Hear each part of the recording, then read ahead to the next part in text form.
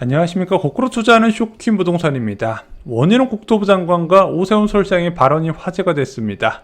집값이 더 떨어져야 된다, 부동산 추가 하락을 경고했다는 건데요. 영상 시청 전에 구독과 알람 설정으로 다른 인생을 만드시기 바랍니다. 자, 올해 1분기에 제가 가장 많이 들은 이야기가 있습니다. 서울시장, 국토부 장관, 한국은행 총재까지 집값 떨어지니까 사지 말라는데 왜 사라고 하냐는 거죠. 자, 지금 이 높으신 분들 어떤 입장을 가지고 있는지 한번 살펴보겠습니다. 자, 이창용 총재는요, 긴축 과정에서 자산시장에 대한 좀 조정을 경고를 했었어요. 그래서 2022년 8월에 금통위 기자회견에서 이 짤 유명하죠. 연말 이후로도 금리를 올리지 않을 것이라 예상한 투자자가 있으면 자기 책임하에 손실을 보시든지 이익을 보셔야 될 것 같고요. 유명한 짤이죠. 자, 그리고 올해 1월 달에는 부동산에 어려운 발생 가능성이 있다. 연착륙도 미지수고 경착륙 가능성이 크다고 경고를 했습니다. 또한 3월 달에는 이제 부동산 불패가 계속되지 않을 가능성도 경고를 했죠. 자, 근데 이창용 총재의 최근 발언을 보면요, 4월 달에 부동산 연착륙 가능성이 지난해보다 커졌다고 이야기를 했고요. 5월 달에는 자, 부동산 시장이 과열되긴 어렵다. 이제는 이제 연착륙 쪽으로 가는데 연착륙에서 다시 상승 쪽으로 가긴 어렵지 않겠냐? 좀 이런 스탠스를 취하고 있습니다. 자, 원희룡 국토부 장관 어떨까요? 자, 원희룡 국토부 장관은 작년에 집값이 계속 떨어질 것이고 떨어져야 한다고 강하게 주장을 했었죠. 그 과정에서 인위적인 부양책이 없을 거라고 강조를 했습니다. 하지만 올 1월 달에 이제 급격한 하락이 곤란하다면서 각종 부동산 대책을 쏟아냈죠. 그리고 5월 달에는 집값 반등은 시기상조다, 부동산 경착륙은 우려가 해소됐고 연착륙 방향으로 갈 거다. 최근에 발언한 방향을 봤더니 대세 상승은 시기상조, 매도자 우위 시장 바라지 않는다. 그래서 시장이 좀 변화한 것에 대해서 좀 발언이 많이 바뀌고 있습니다. 자, 오세훈 서울시장도요, 집값이 더 빠져야 된다고 주장했던 대표적인 정치인입니다. 그래서 작년에 계속해서 집값이 계속 빠져야 된다고 강조를 했고, 이제 작년 12월 27일 날 신년 인터뷰가 되게 화제가 됐었어요. 서울 집값이 문재인 정부 초기 2017년 가격으로 돌아가야 된다. 그래서 이 기사가 부동산 커뮤니티에 굉장히 많이 돌아다녔거든요. 그때 부동산 가격이 계속 떨어지다가 야, 이러다가 2017년 가격까지 가는 거 아니냐, 이런 우려가 나왔었거든요. 근데 최근에 발언을 보면 집값 낮을수록 좋아, 강남 집값 최대한 억제해야 된다, 이렇게 반응을 했습니다. 일단 경착륙이나 더 하락한다는 가능성보다는 오르는 것을 막아야 되지 않았냐, 이렇게 이야기를 하고 있어요. 자, 참고로 오세훈 서울시장의 정책을 보면 투 트랙입니다. 첫 번째, 공급 확대예요.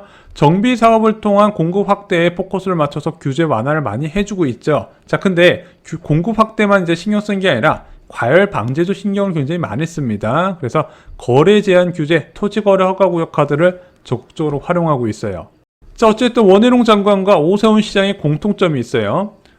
현재 서울 집값이 굉장히 높은 추진이다. 여기서 더 떨어져야 된다고 이야기를 한 거죠. 원희룡 국토부 장관은 취임 초부터 유명했어요. 아, 이 사람은 하락을 주장할 수밖에 없을 것이다. 왜냐면은 집을 8억에 팔았는데 그 집이 26억이 됐더라. 이거는 누가 봐도 이제 하락 주장할 수밖에 없는 여건이라는 거죠. 자, 저는 개인적으로 시장을 부정적으로 보는 분들이 많을 수밖에 없는 이유가 있다고 생각을 합니다. 자, 올림픽 선수 기자촌 아파트 볼게요. 얘가 지금 전용 83제곱미터가 매매 호가가 13억 9천만 원입니다. 자, 얘가 비쌀 때 24억 7천까지 갔거든요.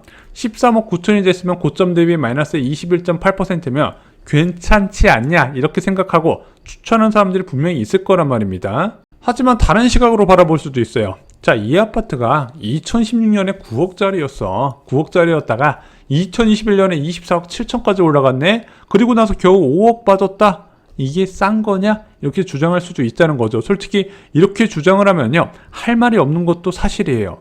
자, 집값이 단기간 내에 정말로 많이 급등을 했습니다. 9억짜리가 24억이 됐으니까 유동성이나 소득 증가 고려해도 과하게 상승한 것은 분명해요. 그리고 현재도 비싼 건 맞습니다. 자, 근데 꼭 알아야 될 사실이 있어서 여러분께 공유를 드립니다. 자, 서울 아파트는요, 3번의 부동산 버블의 결과물입니다. 1차 급등기 1985년부터 1991년, 그리고 2차 급등기 2001년부터 2006년, 그리고 3차 급등기 2015년부터 2021년까지 이어졌죠. 자, 이번 집값 급락기에 전문가들이 많이 언급했던 논리가 있습니다. 자, 이번 버블은 코로나19가 만든 특수한 버블이다. 생각을 해봐봐. 다시 올 수 없는 기준금리 0.5%가 모든 경제 주체들의 패닉을 불렀고 투자를 부추겼다. 그 투자 때문에 집값이 너무 많이 급등을 한 것이다. 그런데 이번 집값 상승, 급등 과연 특별한 것일까요? 그거부터 한번 살펴보자 이거죠. 자, 집값 고점 이전 6년 동안 음마아파트는 얼마나 올랐을까요? 1차 급등기 때는요. 상승률이 506%였습니다. 집값이 5배 올라갔어요. 자, 2차 급등기 때는요. 520%가 올랐습니다. 3차 급등기는 263%예요. 자, 이번에는 코로나19 버블에 따른 정말로 특별한 버블일 줄 알았는데 오히려 과거 집값 버블 시기의 상승률의 절반밖에 안 된다는 거죠. 자, 여기서 더 중요한 것이 있습니다. 5배나 올랐던 과거 집값 급등기 이후에 하락률이에요. 자, 1차 버블 이후의 하락률 얼마나 빠졌을까요? 5배나 올랐는데 마이너스 15에서 20% 정도 빠졌습니다. 자, 2차 버블 이후의 하락률 봤더니 음마아파트 마이너스 40% 찍었죠. 자, 그렇게 많이 올랐지만 실제 집값 하락률은요. 이번 올해 1월 달의 하락률과 크게 차이가 나지 않았다는 겁니다. 아니 왜 5배 넘게 올랐는데 고점 대비 마이너스 20에서 40% 수준밖에 안 빠졌을까요? 일단 하락 패턴이 좀 달랐어요. 1차 하락기 때는요. 초반에 한 마이너스 15% 정도 하락한 상태에서 장기 보합이 유지됩니다. 그 가격 그대로 거의 10년 가까이 유지가 돼요. 자, 2차 하락기 때는요. 서서히 장기간 떨어지기 시작합니다. 한꺼번에 떨어진 게 아니라 매년 조금씩 떨어져 왔던 거예요. 그리고 어떤 결과가 나왔냐? 1차, 2차 하락 때 장기간 동안 조정을 받았었잖아요. 근데 그 조정받을 때 소득이 올라가면서 실질 가격이 낮아지다 보니까 수요가 계속 유입되면서 추가 하락이 제한됐다는 겁니다. 자, 그래서 제가 내린 결론은 이렇습니다.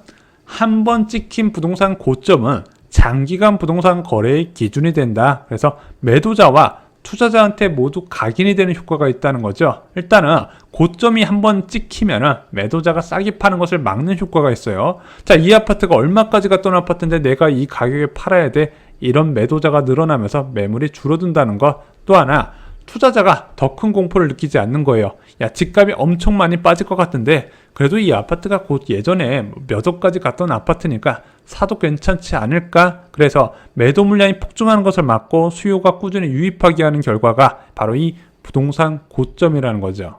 쇼킹 부동산이 내 집만 원을 권하는 이유는 간단합니다. 아무리 늦어도 8년 뒤에는 전고점을 회복하기 때문이죠. 왜 회복한다고 확신하냐? 소득과 유동성 증가의 경을감을 있기 때문입니다.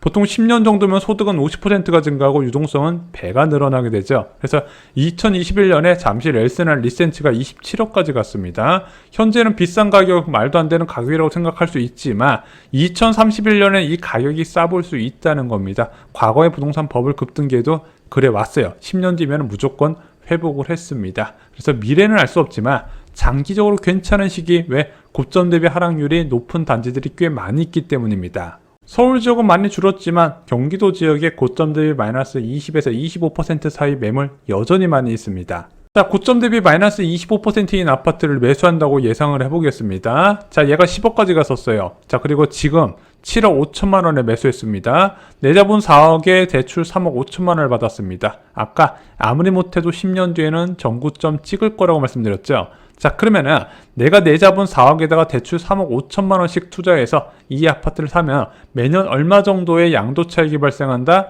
3,125만 원씩 양도 차익이 발생을 합니다. 물론 4억을 투자해서 매년 3,125만 원의 양도 차익만 발생하는 건 아니죠. 이자 비용까지 계산을 해죠. 대출이자 4% 계산했더니 투자 수익률이 매년 4.3%가 나옵니다. 자, 그러면은 앞으로 8년 뒤를 보고 4.3%면 나쁘지 않은 선택이 될 수 있다는 거죠. 근데 여기서 한 가지 더 보셔야 돼요. 왜? 대출 이자는 시간이 지나면 낮아지고요. 여러분들의 소득은 증가하기 때문에 대출 금액을 더 빨리 갚아 나가기 때문에 실제 8년 뒤의 이제 양도 차익은 훨씬 많이 늘어날 것이고요. 또 하나, 이제 전고점을 회복하는데 8년이 안 걸릴 수도 있다는 겁니다. 8년이 아니라 6년이든 5년이든 더 짧게 걸리면 수익률은 훨씬 더 높아진다는 거죠. 그래서 지금 내 집만 원을 추천을 드리는 겁니다. 예금이나 적금이 아닌. 자, 부동산 공부해야겠죠. 딱 한 권이면 됩니다. 부자들의 부동산 노트, 현재 기준금리 3.5%에서 여러분들이 알아셔야 되는 모든 것을 다 담아두었습니다. 자, 지금 공부하신 거 10년 뒤에 다른 삶을 만들 거라 저는 확신합니다. 이상으로 영상 마치겠습니다. 좋아요, 구독, 공유 꼭 부탁드립니다. 감사합니다.